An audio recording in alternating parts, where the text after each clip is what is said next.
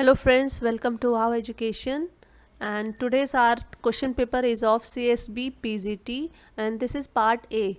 Part A जो होता है वो GK, English, paragraph, current events, science, computer, maths और एजुकेशनल पेडागोजी का कॉम्बिनेशन होता है। और जो पार्ट बी क्वेश्चन पेपर होता है वो सब्जेक्टिव यानी आपके सब्जेक्ट से रिलेटेड क्वेश्चंस से भरा हुआ होता है।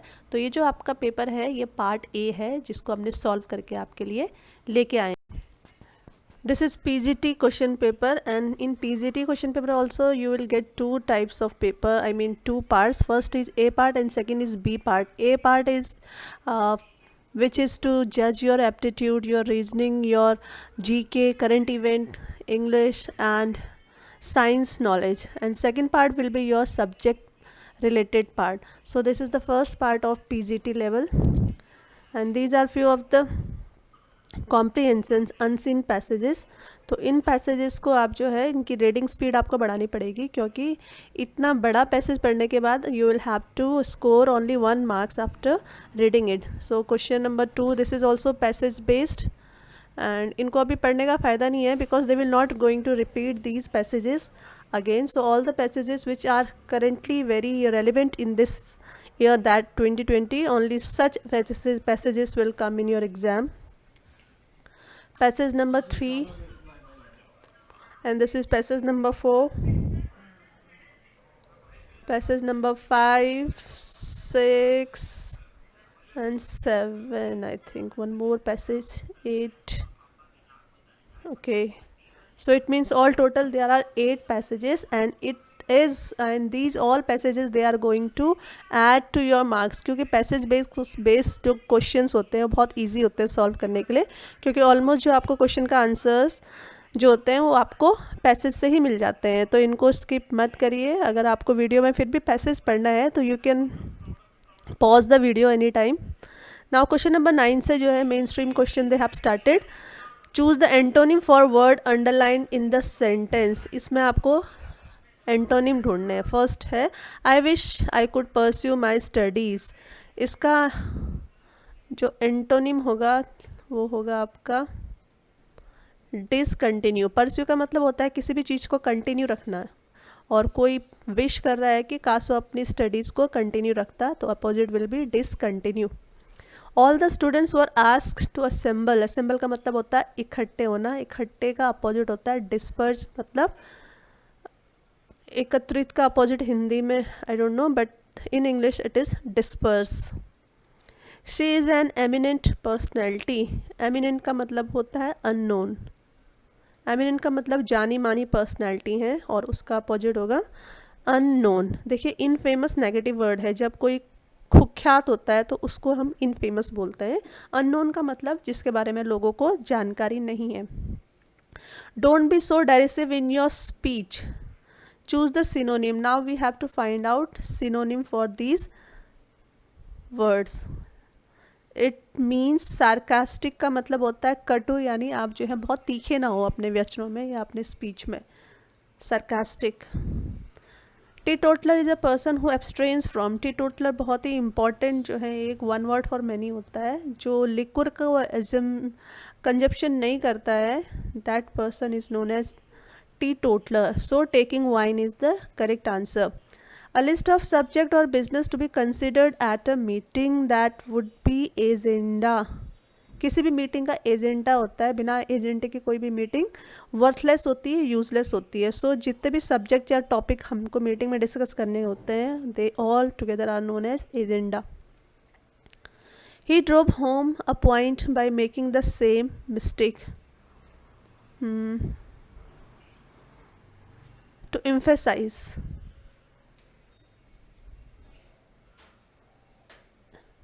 ये आपके अंडरलाइन करने हैं आपको ईडियम और फ्रेसेस. ईडियम और फ्रेसेस क्या होते हैं? आपके शॉर्ट, जो हिंदी में हम लोग मुहावरे बोलते हैं, मुहावरे के जैसे ही वो शॉर्ट वर्ड्स होते हैं या शॉर्ट सेंटेंसेस होते हैं. तो ड्रोव होम का मतलब है टू एम्फेसाइज. नेक्स्ट है she has prove time and again that she is the black ship of the family. Black ship का मतलब होता है जो आपके फैमिली में सबसे ज़्यादा अनवर्दी पर्सन है, मतलब अयोग्य टाइप का कुछ ऐसा ही होता है हिंदी में इसका. तो ब्लैक शिप है. प्रूव टू बी वर्दी, वर्दी नहीं है. अनलकी भी नहीं, अगली भी नहीं, नन ऑफ द एबव। इसमें इसका जो प्रॉपर एक्सप्लेनेशन है वो कहीं नहीं दे रखा है, so I will tick this none of the above. Arabian nights dash an interesting book, आपको इसमें आर्टिकल लगाने हैं, नहीं आर्टिकल नहीं लगाना है, इसमें हेल्पिंग वर्ब लगाना है। अरेबियन नाइट ये पूरी एक ही बुक है, अगर आप नाइट के पीछे एस देख के आपको लग रहा है ये दीज आर मैनी बुक्स, तो वो गलत है। अरेबियन नाइट्स एक सिंगल बुक का नाम है, तो उसके लिए हम इज़ लगाएंगे, is an interesting book. Christmas is celebrated in winter, जब हम क्रिसमस के लिए एज अ होल बात कर रहे हैं तब हम उसके आगे लगाएंगे आर्टिकल द, यूनिक चीज़ों के लिए हम लगाते हैं the Christmas is celebrated in winter. A sentence has been broken into 4 parts. Choose the part that has an error. 4 parts में sentence को broke किया है, आपको error वाला part point out करना है। There is a dearth of women doctor in our state. We will have to recruit some from the other state. There's a dearth of women doctor in our state. We'll have to recruit some from the other state. देखिए इसमें मुझे mistake लग रही है, क्योंकि women doctor, एक doctor की कमी नहीं है, बहुत सारे डॉक्टर्स की कमी है, that's why it should be S.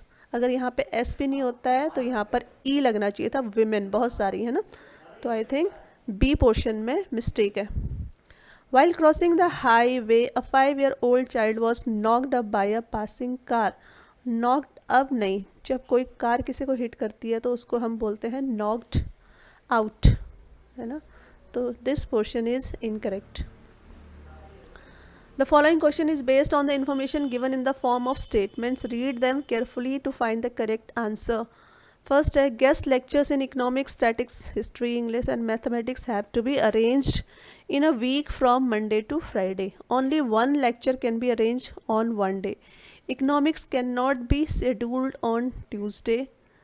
ये थोड़ा लंबा क्वेश्चन है, मंडे, तो अगर आप इसको थोड़ा सा लॉजिक लगा के निकाल सकते हैं तो well and good.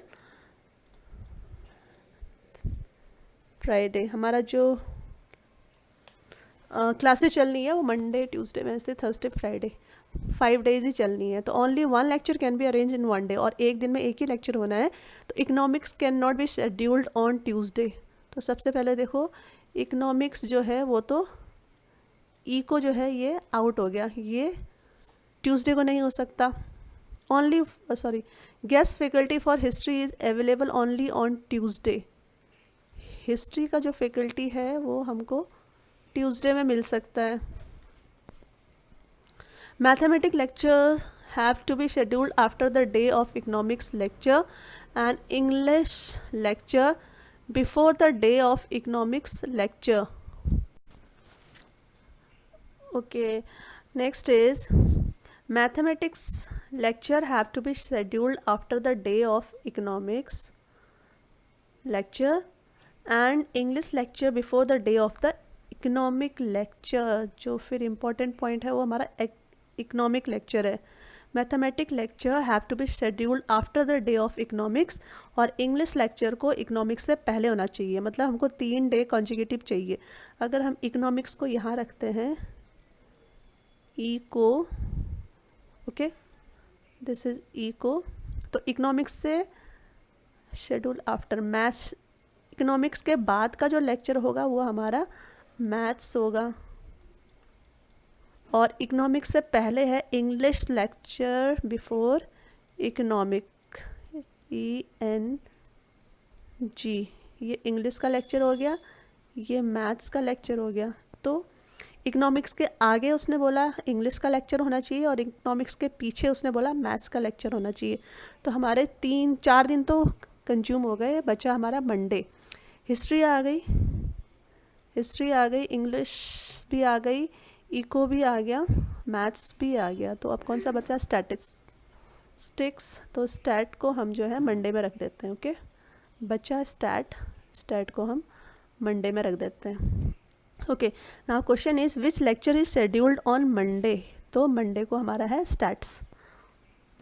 If colour is coded as 735394 and duck is coded as 6978, how is clock coded. ये बहुत इजी क्वेश्चन है, मेरे ख्याल से ऐसे इजी क्वेश्चन अब आते नहीं हैं। देखिए सी का जो कोड है वो 7 है ना, तो हमको ढूंढने की ज़रूरत ही नहीं होगी। चलो सबसे पहले हम सी का कोड देख लेते हैं। सी है 7, एल थर्ड नंबर है, COL 735। एल का कोड है 5, O CO 3 है। ओ का कोड है 3 और फिर से सी का कोड है 7। के ये लास्ट है, तो के का कोड यहाँ पर 8 है। तो इसका आंसर आ जाएगा, आना यही चाहिए 75378। 7 कहीं नहीं है, 75378 ये रहा। तो ये सिंपल क्वेश्चन है। I don't think this types of simple question they come in nowadays in exam. A man is facing west. He turns 45 degrees in the clockwise direction and then turns 180 degree in the same direction. ये तो direction वाला है, तो पहले circle बनाना पड़ेगा हमको। और पूरा ये 0 डिग्री है, ये 90 डिग्री, ये 180 डिग्री। ये हमारा पूरा 360 जो एंगल्स होते हैं उसका कंप्लीट लेआउट है। इसके बाद क्या होगा, इधर पे होगा आई थिंक 270 डिग्री और इधर पे होगा 360 डिग्री। ओके, ये 68 नहीं है, 60 है, 360 degree. Now what is happening, a man is facing west. अब हम इसका डायरेक्शन भी निकाल देते हैं। सपोज हम ऊपर वाले को नहीं,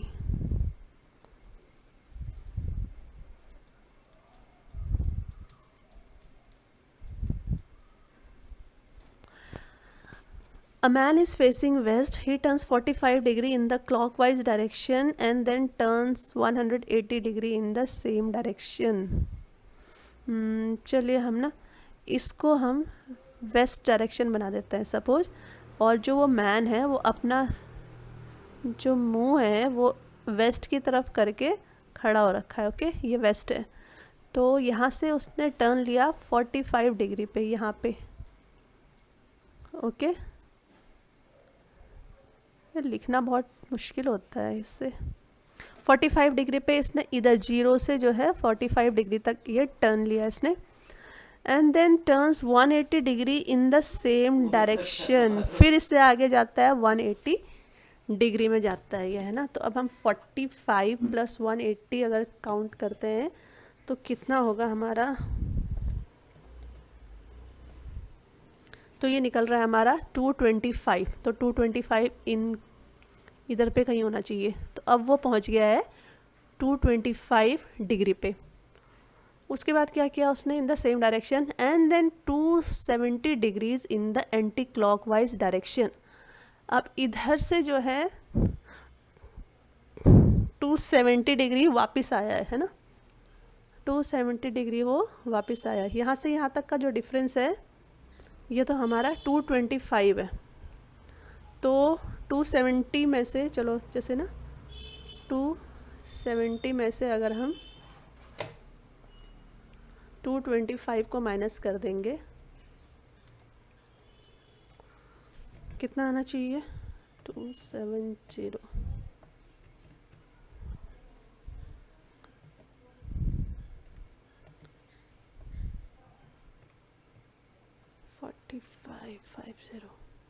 45 आंसर आना चाहिए। तो इसका मतलब ये 0 डिग्री से भी आगे 45 डिग्री पे पहुंच गया है ना। अब यहाँ से 45 डिग्री कहाँ पर होगी आपकी, इसके और इसके बीच में, क्योंकि आपको पता है एक से यहाँ तक का डिफरेंस 90 है, यहाँ से यहाँ का डिफरेंस 90 है, यहाँ से यहाँ का डिफरेंस 90 है। ये बहुत कंफ्यूजिंग हो गया है बट बहुत इजी सवाल है ना। इसको आप रफ कॉपी में कर लेंगे तो अच्छे से निकल जाएगा। इधर पे थोड़ा सा स्पेस की कमी के कारण सवाल थोड़ा सा वैसा हो गया, अदरवाइज़ मैंने इसको बहुत अच्छे से आप लोगों को जो है समझाने की कोशिश की है। तो 270 वो चला है ना, बट वो पहुंचा था पहले कहाँ 225 पे, और जब वो वापस जाएगा तो वो 225 तक पहुंचेगा। पर वो 270 तक पहुंच गया है, तो इसका मतलब इससे भी आगे जाना चाहिए उसको, है ना। तो इससे कितना आगे गया है उसके लिए हमको क्या करना पड़ेगा, 270 माइनस 225 करना पड़ेगा, और जितना माइनस आया इसका मतलब वो उतना आगे पहुंच गया है, और वो पहुंचा है 45 डिग्री पे, और 45 डिग्री इन दोनों के बीच का एकदम सेंटर पॉइंट होता है। Which direction is he facing now, अब कौन सा डायरेक्शन है उसका, देखो पहले इसका डायरेक्शन निकाल लेते हैं। वेस्ट का अपोजिट होता है ईस्ट, और जब हमको नॉर्थ निकालना होता है, कोई भी अगर डायरेक्शन आपको फाइंड आउट करना है, तो सबसे पहले देखिए दो डायरेक्शन हमेशा अपोजिट में होता है, ईस्ट के अपोजिट में वेस्ट होता है, नॉर्थ के अपोजिट में साउथ होता है। अब हमको ईस्ट पता है, तो ईस्ट का अगर हमको नॉर्थ पोर्शन निकालना है तो सबसे पहले हम ईस्ट की तरफ अपना फेस करेंगे, और जो हमारा लेफ्ट हैंड होगा वो हमारा नॉर्थ साइड होगा। तो ये हमारा लेफ्ट हैंड इस तरफ आना चाहिए नॉर्थ, और ये हमारा एस साउथ है ना। तो हमको दोनों डायरेक्शन पता चल गए हैं, डब्ल्यू और एस, यानी साउथ वेस्ट की तरफ वो बंदा अपना फेस करके खड़ा हुआ है, नहीं मतलब साउथ वेस्ट में वो बंदा पहुंच गया अभी। In a family of 5 persons, Dinesh is Jayaram son. ये भी बड़ा घुमावदार क्वेश्चन होता है, but I love this type of questions. Dinesh is Jayaram sun.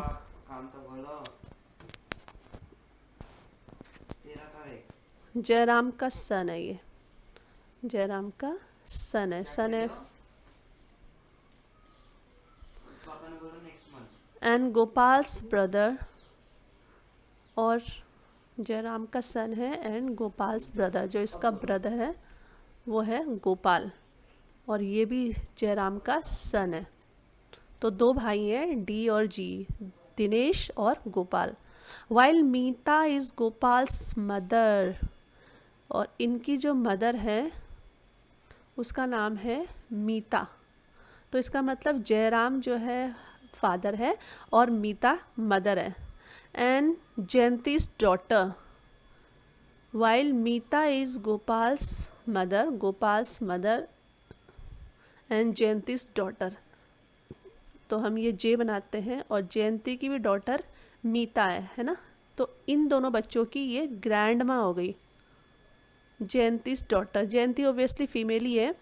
If there are no step brothers और half brothers in the family, which of the following statement is true. Jayanti is Dinesh mother, ये जयंती है वो दिनेश की मदर नहीं है, वो दिनेश की ग्रैंड मॉम है। जयंती इज जयराम्स ग्रैंड मदर, जयंती जयराम की ग्रैंड मदर नहीं है, वो जयंती जो है वो जयराम की वाइफ की मदर है, तो वो उसकी मदर इन लॉ है। नेक्स्ट है मीता इज़ दिनेश मदर, मीता जो है वो दिनेश की मदर है। ठीक है, क्योंकि पहले क्वेश्चन में पूछ रखा है उन्होंने कि कोई भी परिवार में स्टेप ब्रदर भी नहीं है, हाफ ब्रदर भी नहीं है, तो ये वाला सही है, मीता इज़ दिनेश। जो ये मीता है वो दिनेश की मदर है, तो मेरा आंसर तो ये निकला है सही। How many of such eights are there in the following number which are immediately preceded by 5 but not immediately followed by 3।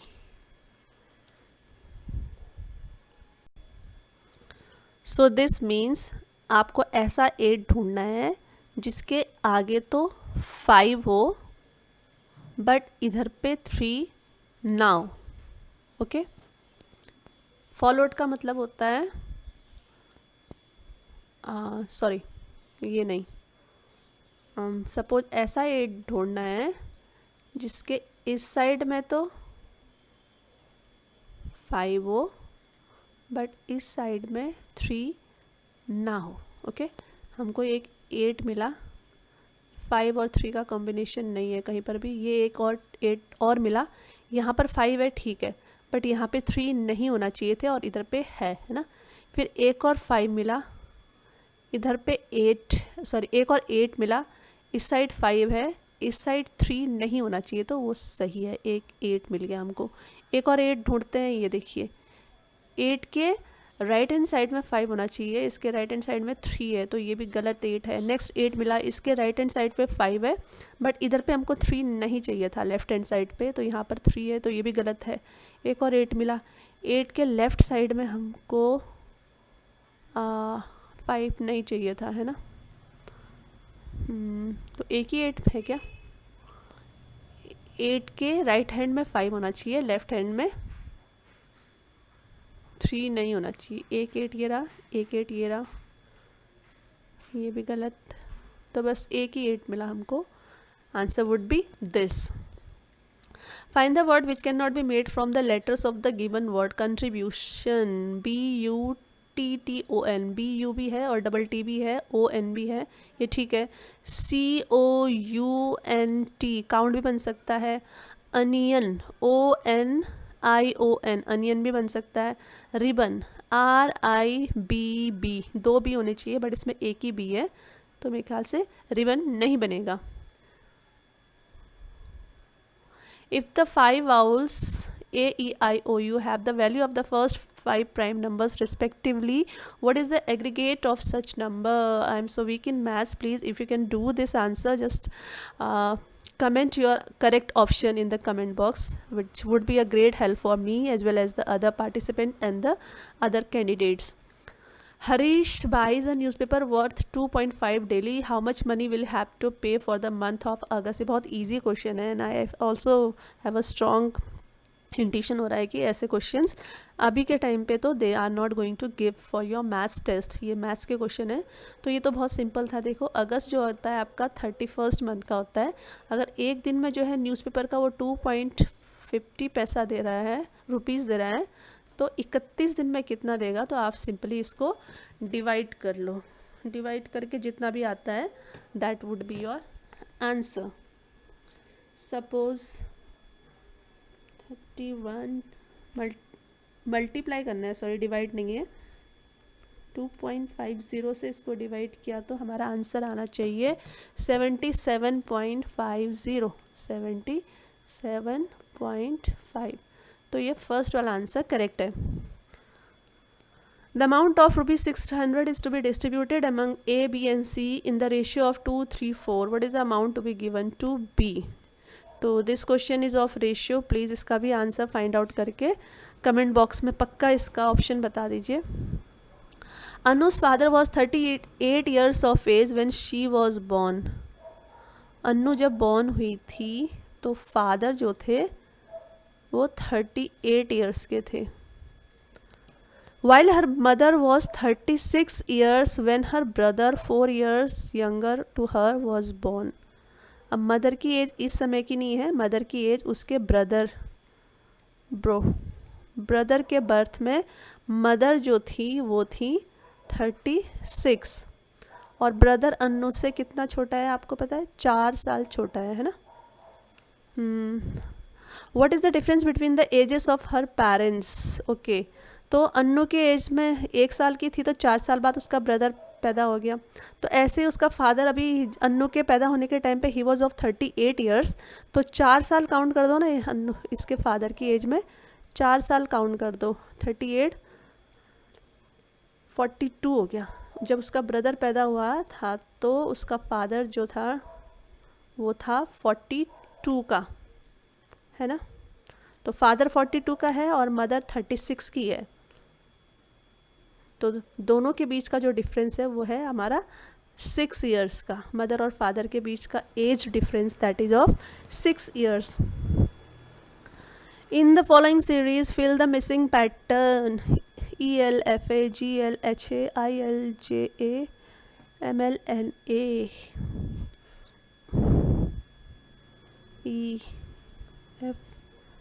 EFGHIJ। ये देखिए ई से इन्होंने स्टार्ट किया है, तो ई के बाद EFGHIJ, तो इधर पे आना चाहिए के और एक छोड़ के एल, है ना। अब L L A L A L A, तो एल ए तो कॉमन है, तो इसका मतलब हम इधर पे लगा देंगे एल ए, तो हमारा आंसर आना चाहिए KLLA। In the series 53, sorry, in the series 53, 53, 40, 40, 27, 27, which number should come next? 53, 53, 40, इनको हम माइनस करके देखते हैं. 53 में से अगर मैं 40 को माइनस करती हूँ तो कितना आता है? 53 माइनस 40 किया तो मेरा आंसर आया 13. 53 और 40 के बीच का जो डिफरेंस है वो 13 है. 40 और 27 के बीच का डिफरेंस देखते हैं. 40 माइनस 27 इक्वल्स टू होता है हमारा 13. तो इसका मतलब 13 के डिफरेंस पे ये नंबर ला रहे हैं. अब 27 में से 13 माइनस करते हैं, देखते हैं क्या आता है. 27 माइनस 13 इक्वल्स टू हमारा आता है 14. तो यहाँ पर आना चाहिए हमारा 14. ओके, तो this is the answer. Which of the following is not a hill station in south India? इसका जो आंसर है कोयम्बटूर है. कोयम्बटूर एक सिटी है which is situated and all the hills and mountains they are around this city. But whereas Kodaikanal, this is a hill station, Munnar is a hill station, and Ooty is also a hill station. In London Olympic Games 2012, पुराने current events को पढ़ के कोई फ़ायदा नहीं है. Which one among the following is not a constitutional body in India? Comptroller and auditor general है, national commission on linguistic minorities. ये भी इसके कारण जो है हैदराबाद जो हमारा शहर है, जो स्टेट है, उसका गठन हुआ था. तो इसका मतलब, और हैदराबाद का गठन बहुत पहले वल्लभ भाई पटेल के टाइम पे हुआ था. तो ये भी कॉन्स्टिट्यूशनल बॉडी है. कंप्ट्रोलर एंड ऑडिटर जनरल जो पार्लियामेंट के अंदर होता है वो भी एक कॉन्स्टिट्यूशनल बॉडी है. National commission for schedule caste, जो हमारा कॉन्स्टिट्यूशन बनाया था वो B.R. अम्बेडकर ने बनाया था, जो खुद भी एक जो है शेड्यूल कास्ट की जो कास्ट से जो है बिलोंग करते थे. तो उन्होंने जो है अपने कास्ट की भलाई के लिए तो पक्का जो है ये कमीशन बना रखा था. तो ये कमीशन भी कॉन्स्टिट्यूशनल कमीशन है. नेशनल ह्यूमन राइट कमीशन जो है ये बहुत लेट में सेटअप हुआ था, मेरे ख्याल से 1990s में इसका सेटअप हुआ था. तो इसका कॉन्स्टिट्यूशन में कहीं जिक्र नहीं है. So this is not a constitutional body. What is the name of India's first indigenously developed nuclear submarine? इसका नाम है INS Arihant. Tipu Sultan was the ruler of Mysore. ये बहुत कॉमन क्वेश्चन है और बहुत जनरल क्वेश्चन भी है. Haider Ali was the father of Tipu Sultan and these two were very important ruler of Mysore. The capitals of Manipur, Manipur की इम्फाल होती है, मिज़ोरम की आइजोल होती है. तो this is the answer. Who was the chairman of drafting committee of the Indian constitution? जो ड्राफ्टिंग कमिटी थी, जितने भी टोटल मोर देन 200 जो कॉन्स्टिट्यूशन बनाने के जितने भी मेंबर्स थे, उन सब ने जितना भी ड्राफ्ट किया था, उन सारे ड्राफ्ट्स को फाइनल करने का जो रिस्पॉन्सिबिलिटी था, that was of B.R. Ambedkar. The abbreviation try stands for telecom regulatory authority of India. ये जब हमारे इंडिया में मोबाइल फ़ोन कंपनी और मोबाइल फ़ोन लॉन्च हुआ, उसके बाद ट्राई का सेटअप हुआ था. तो जितने भी मोबाइल कंपनीज़ हैं उनके ऊपर जो शिकंजा कसना होता है, उनके अननेसेसरी टैरिफ्स और डिमांड्स हैं, उनके ऊपर कंट्रोल रखना, ये ट्राई का काम होता है. The only Indian to win Nobel prize in physics is, उनका नाम C.V. रमन है. देखिए C से केमिस्ट्री होता है, पर ऐसे आप याद रखिए कि C फॉर केमिस्ट्री, बट तो इसको ऐसे ही याद रखिए, नाम तो उनका C है, C फॉर केमिस्ट्री होता है, but he has won Nobel prize for physics. Which is the highest gallantry award in India and that is Paramvir Chakra. Which of the following is not a tributary of the Krishna river? Godavari is not at all a tributary river, it is full fledge river in itself. ये बाकी जो छोटी छोटी नदियाँ दिख रही हैं, तो ये सारी जो नदियाँ हैं ये कृष्णा रिवर की ट्रिब्यूटरीज हैं. Krishna river it originates in Maharashtra and it falls into Bay of Bengal. Myopia is connected with, myopia short sightedness को बोलते हैं, जब आपकी पास की नज़र कमज़ोर होती है, तो that is myopia and it is connected with eyes. Who among the following 2013 का current event, no need to learn it. Todarmal was associated with land revenue reform. Akbar के वो मंत्री थे, मिनिस्टर थे, और बहुत important minister he was, and he was friend of Akbar also. The creator of Sherlock Holmes was Arthur Conan Doyle. तो this is a series of detective stories and novels. Cannes award is given for excellence in films. आपने recently बहुत सारे years तक देखा होगा है ना, Aishwarya Rai, Sonam Kapoor, they all go to Cannes film festival and more their talent and performance their dress is talked about. So this award is belong to this award related to films. Which of the following is used in pencil? Pencil में जो black जिससे हम लिखने का काम करते हैं वो ग्रेफाइट होता है actually. Entomology is a science that studies ants को जो स्टडी करता है तो इट स्टडीज इंसेक्ट्स. एंट से एंट याद रखिए है ना, कीड़े मकोड़े जो हैं उनकी स्टडीज़ को एंटोमोलॉजी बोलते हैं. विच ऑफ द फॉलोइंग की is not found in a normal computer laptop? Shift मिलता है, टर्न नहीं मिलता है, डेल ऑल्ट ये सारी कीज़ होती हैं बट टर्न की नाम की कोई की नहीं होती आपके कीबोर्ड में. विच of the following transforms input data into output data? तो ये कंप्यूटर के ब्रेन सीपीयू का काम होता है, सेंट्रल प्रोसेसिंग यूनिट. आप जितने भी इनपुट मतलब जितना भी डेटा कंप्यूटर के अंदर डालते हो तो प्रोसेस होकर आपके कंप्यूटर के स्क्रीन पे डिस्प्ले होता है और उसी को हम आउटपुट बोलते हैं. Which of the following is not a security या प्राइवेसी रिस्क? और वो है हमारा, so the answer is spam.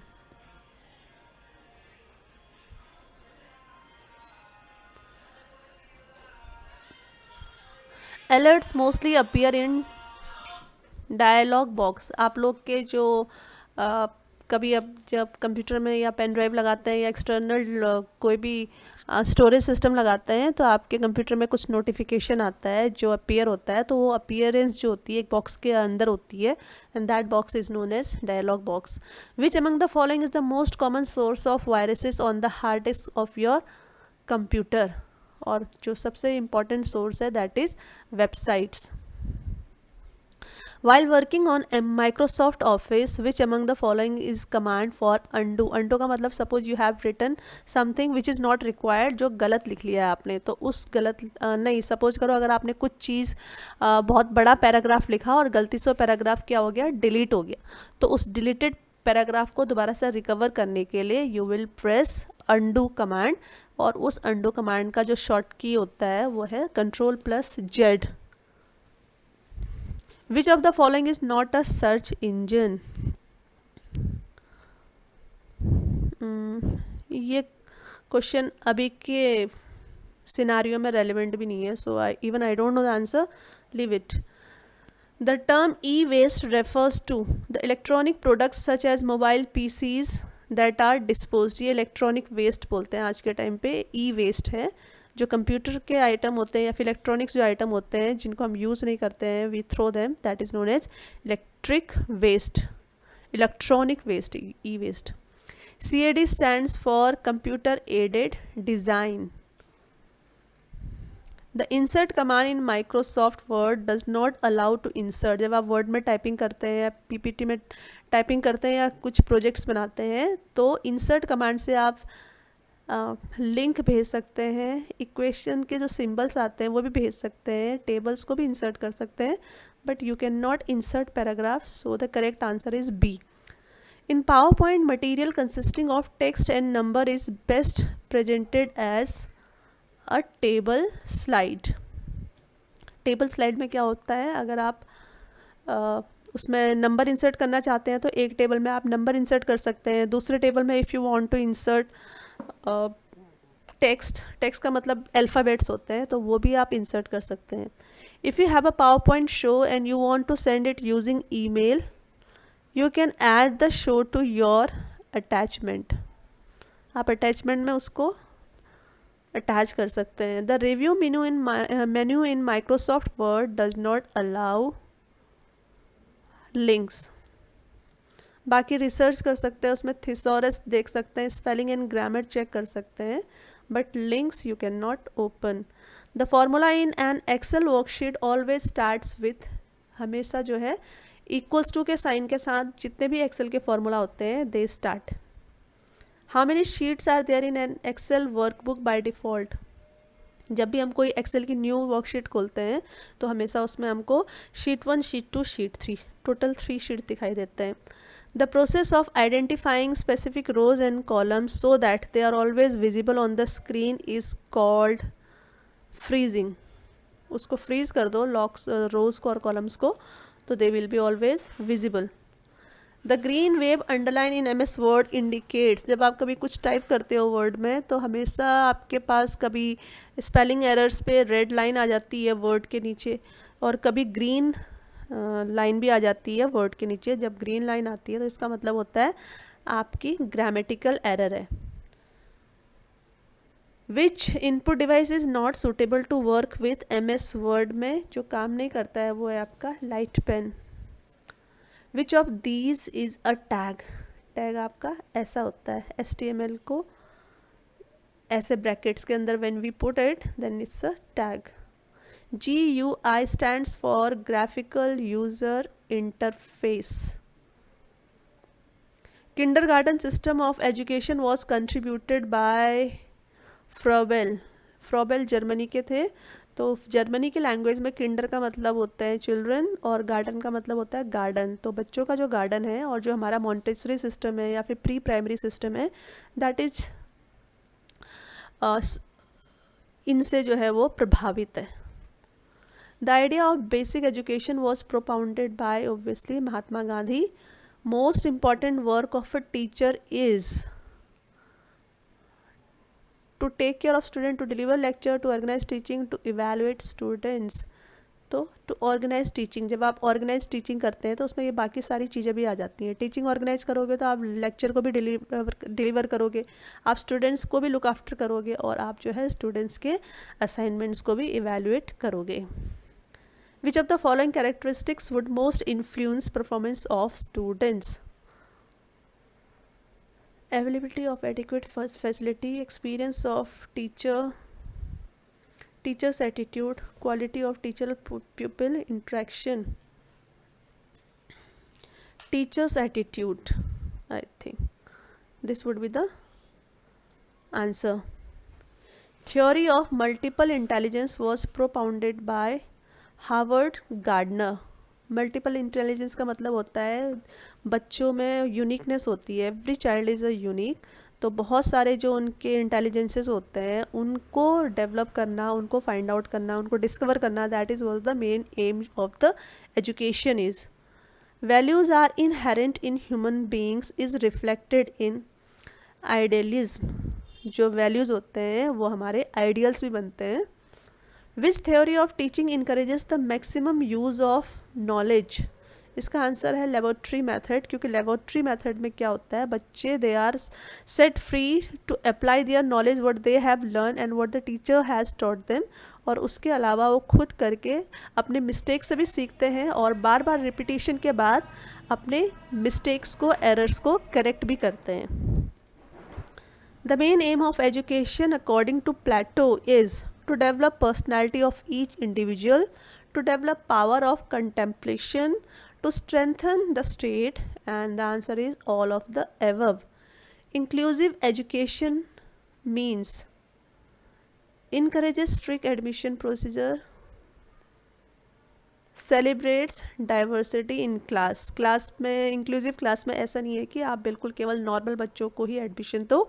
Inclusive classroom में एक स्लो लर्नर बच्चे को भी आप एडमिशन दोगे, एक हैंडीकैप बच्चे को भी एडमिशन दोगे, एक आप जो पुअर फैमिली बैकग्राउंड से आता है बच्चा उसको भी एडमिशन दोगे. तब जो है वो मल्टी टैलेंटेड आपकी क्लास बन जाती है and that is also known as inclusive class.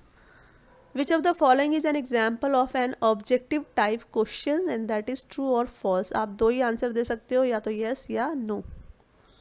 Which of the following is a feature of progressive language? Progressive education. इसका answer none of the above है. प्रोग्रेसिव एजुकेशन का मतलब ये होता है हमको एक ऐसी एजुकेशन इम्पार्ट करना, ऐसी एजुकेशन प्रदान करना अपने छात्रों में, अपने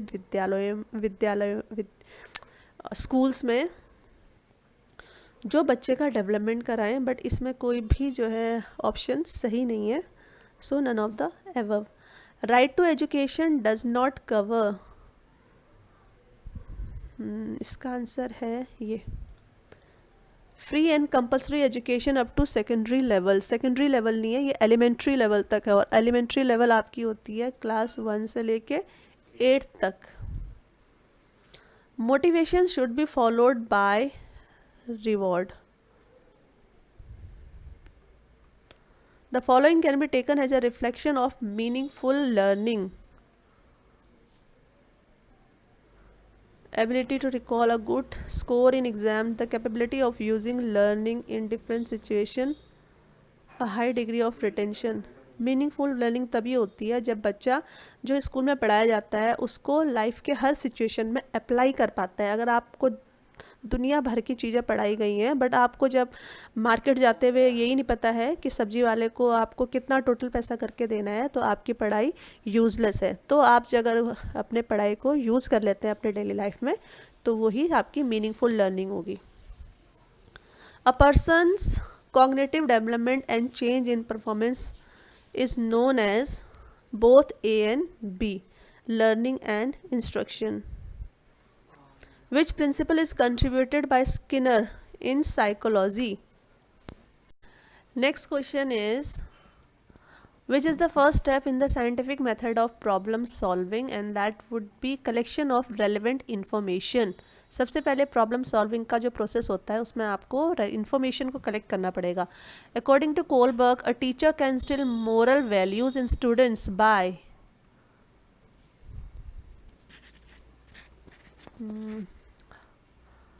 involving them in discussion of moral values.